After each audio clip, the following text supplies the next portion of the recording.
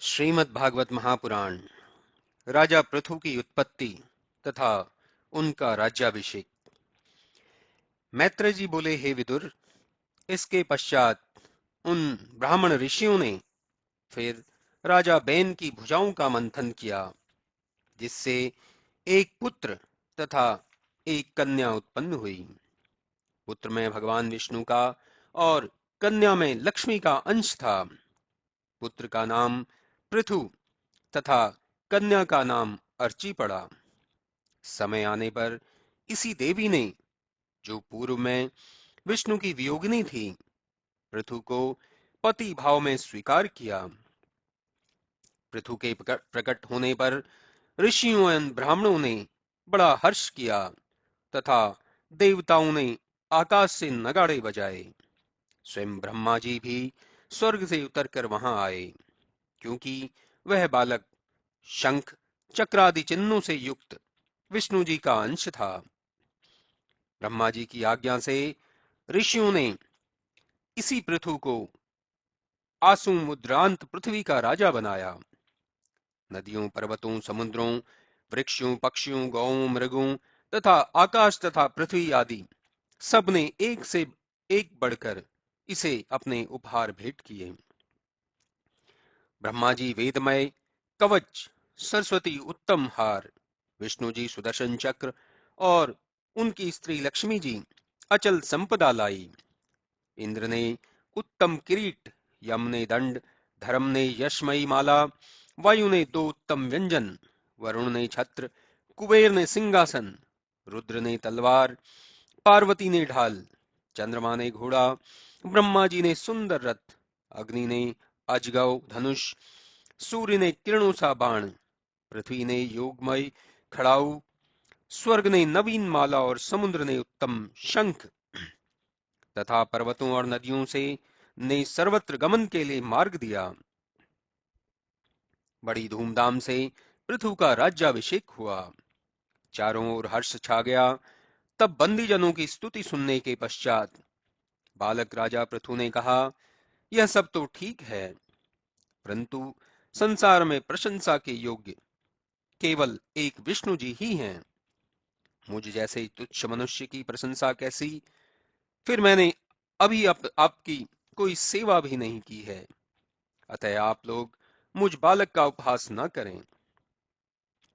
मैत्रेय जी कहते हैं, जब उन पृथु ने अपनी बल बुद्धि से युक्त ऐसे वचन कहे, तब ऋषियों ने उनकी और भी बहुत सी प्रशंसा की तथा यह कहा, हे राजन, हम आपका प्रभाव कहने में असमर्थ हैं, क्योंकि आप देवताओं में भी श्रेष्ठ हैं और यहाँ आकर साक्षात विष्णु जी का अवतार लिए हैं।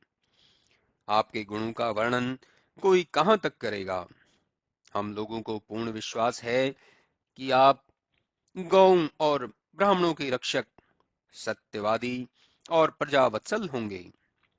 जैसे सूर्य अपने प्रकाश और तेज ताप को सर्वत्र समान रूप से वितरित करता है, वैसे ही आप भी अपनी प्रजा में अपना समान तेज वितरण करेंगे। हे महाराज, आप अस्तांचल तक राज्य करेंगे और हिमालय के पार कैलाश तक आपके राज्य का विस्तार होगा। सातों समुद्र आपके वश में रहेंगे और संसार में ऐसा कोई नहीं होगा जो आप पर शासन करे। आपकी युद्ध वाहिनी में एक से एक श्रेष्ठ वीर रहेंगे तथा आप सरस्वती के उद्गम स्थान पर 100 अश्वमेघ यज्ञ करेंगे, जिसके अंतिम यज्ञ में इंद्र आपके घोड़े को चुरा लेगा और आप अपने उपवन में बैठकर योगाभ्यास करते रहेंगे। वहां आपको सनत कुमार जी मिलेंगे, जिनके उत्तम ज्ञान से आप संतुष्ट होंगे। तत्पश्चात हे अनंत पराक्रमी पृथु जी, आप जहां जहां जाएंगे वहां वहां आपको अपना यशोगान ही सुनने को मिलेगा। आपकी आज्ञा को कहीं रोक न होगी और आप अपने तेज से संसार के कंटक रूपी दुष्टों को उखाड़कर सब दिशाओं को जीत पृथ्वी के राजा होंगे तथा देवता और दैत्य भी आपके यश का गान करेंगे।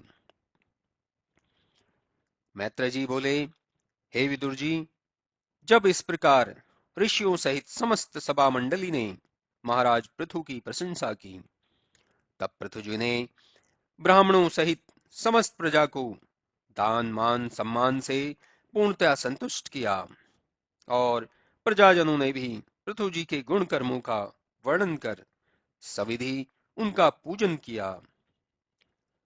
इतनी कथा सुनकर विदुर जी बोले, हे भगवान, जब पृथु जी ने 100 अश्वमेघ यज्ञ किए और उनके अंतिम यज्ञ के अश्व को इंद्र हर ले गए, तब किस प्रकार वह अश्व उन्हें पुनः मिला, तथा उन महाप्रतापी राजा पृथु ने इस गौरव पृथ्वी को कैसे दुहा, तथा पर्वतों और नदियों सहित विषम पृथ्वी को उन्होंने अपने अजगव धनुष से कैसे सम किया, पृथ्वी कैसे गौ हुई, बछड़ा कौन हुआ, और दुहने का पात्र क्या था, इत्यादि कथाएं जिसमें भगवान श्री कृष्ण जी का उत्तम यश विद्यमान हो, पृथु जी की उस कथा को मुझे विस्तार से सुनाइए। तब भगवान की विविध लीलाओं से संबंधित घटनाओं को जानने की विदुर जी की उत्कट अभिलाषा को देख मैत्रेय जी बहुत प्रसन्न हुए और बोले, हे विदुर जी, ब्राह्मणों द्वारा राजाभिषिक्त होने पर महाराज पृथु को कुछ विशेष हर्ष तो नहीं हुआ, किंतु वे अपने कर्तव्य पालन के लिए विचारमान हो गए। साथ ही अब उन्हें इस बात की बड़ी उत्कृष्ट अभिलाषा हुई कि हमारी प्रजा कैसे सुखी रहे, कारण कि पूर्व में बहुत दिनों से अराजकता के कारण प्रजा त्रस्त ही नहीं, सब प्रकार कष्ट से व्याप्त थी। पृथ्वी अन्न से रहित हो चुकी थी और सभी भूख से पीड़ित थे। उनकी पुकार से राजा पृथ्वी को चैन नहीं आता था।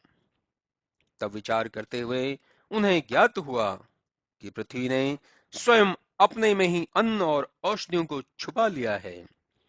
इससे उन्हें बड़ा क्रोध आया और उन्होंने शिव जी की भांति अपना अजगव धनुष उठाकर उस पर प्रत्यंचा चढ़ाई और बाण रखकर पृथ्वी का लक्ष्य बनाया। पृथ्वी उनके भयंकर प्रहार को समझ कांप उठी। उसने तत्क्षण गौ का रूप धारण कर राजा पृथु के पास आकर कहा, हे महाराज, मैं आपकी शरण हूं। आप तो सभी के पालक हैं, फिर मुझ निरपराधिनी को क्यों मारते हैं?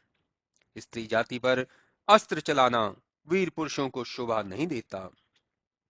फिर मैं तो सबकी अधिष्ठात्री हूं, आपकी सृष्टि का आधारभूत हूं। मेरा विनाश कर आप प्रजा का पालन कैसे करेंगे? इस पर महाराज पृथु ने उत्तर दिया, हे पृथ्वी, तेरा कहना सत्य है, परंतु तूने मेरी प्रतिष्ठा का ध्यान नहीं किया, और यज्ञ का भाग लेकर भी तू अन्न और औषधि प्रदान नहीं करती। जिसे ब्रह्मा जी ने तुझे दिया है, तू उसे अपने में क्यों छुपाए है? उसे दान करने में तू क्यों सिकुड़ती है? अतः मैं तुझे अपने इस तीक्ष्ण बाणों से मारकर छिन्न भिन्न कर दूंगा।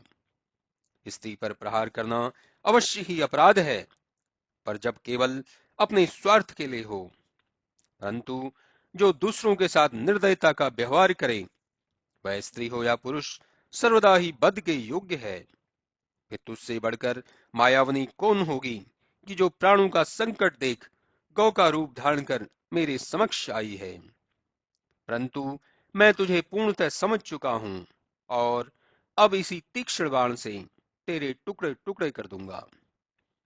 हे विदुर, तब तो महाराज पृथु को इस प्रकार काल रूप हुआ देख पृथ्वी कांप उठी, और उसने हाथ जोड़कर कहा, हे महाराज, आप साक्षात धर्म के अवतार हैं, और आप मायापति से कोई बात छिपी नहीं हुई है। इस त्रिगुण सृष्टि में ऐसा क्या है जो आप न जानते हो? फिर मेरी तो शक्ति ही क्या कि मैं आपको भ्रमित करूं? अतएव हे वंदनीय महापुरुष महाराज पृथु, आपको मेरा बारंबार नमस्कार है।